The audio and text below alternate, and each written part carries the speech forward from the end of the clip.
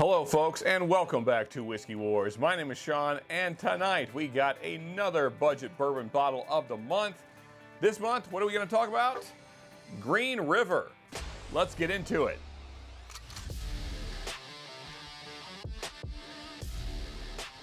Okay, here is our bottle for this evening, Green River Kentucky Straight Bourbon Whiskey. Now, this is a distillery out of Owensboro, Kentucky, and this is sort of like a rebrand. Well, let's get into it real quickly here. So, a legacy revived. Founded by John W. McCulloch in 1885 as Kentucky's 10th oldest distillery, Green River was celebrated for quality and became known as the whiskey without regrets, before being lost to history after Prohibition. Once again, Green River Kentucky Straight Bourbon Whiskey is proudly crafted inside the walls of its original home in Owensboro, Kentucky. 8th generation master distiller. And of course, we know it is the 10th whiskey brand in Kentucky because it says right there, DSP KY10. So you know benchmark is 8.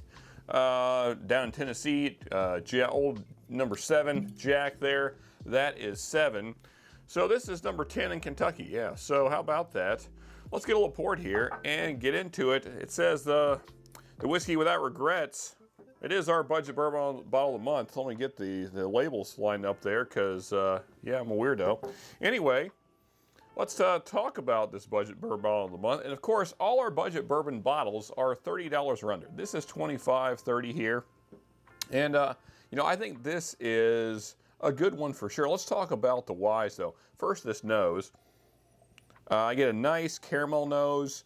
It's a little bit like a light caramel, like a light caramel syrup. Nice kind of green apple note.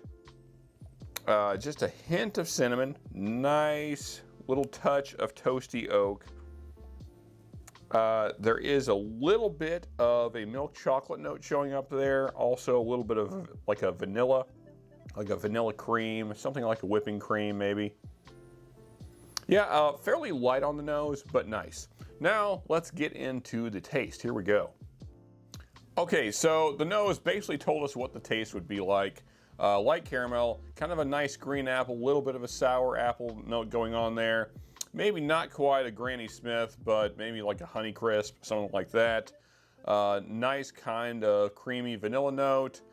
Didn't get the chocolate much there. A little bit of a cinnamon, maybe baking spices there. Little touch of some toasted oak. And then the finish is about the same. There's maybe a little more oak presence on the finish and a little more baking spices on the finish. Now, the main reason I suggested this is because I know a lot of folks maybe aren't into the higher proof stuff, and especially the bolder, spicier, hotter, let's say, whiskeys. And I think this is a really nice one if you're on a budget and you're kind of getting into bourbon. Maybe you've had a few, but you're kind of new to it. I think this is a really nice one, nice starter one. And still, I think even if you're a connoisseur, I think this is a nice kind of daily sipper. If you're just kind of kicking back, watching a movie, TV with the wife, girlfriend, significant other, whatever the case.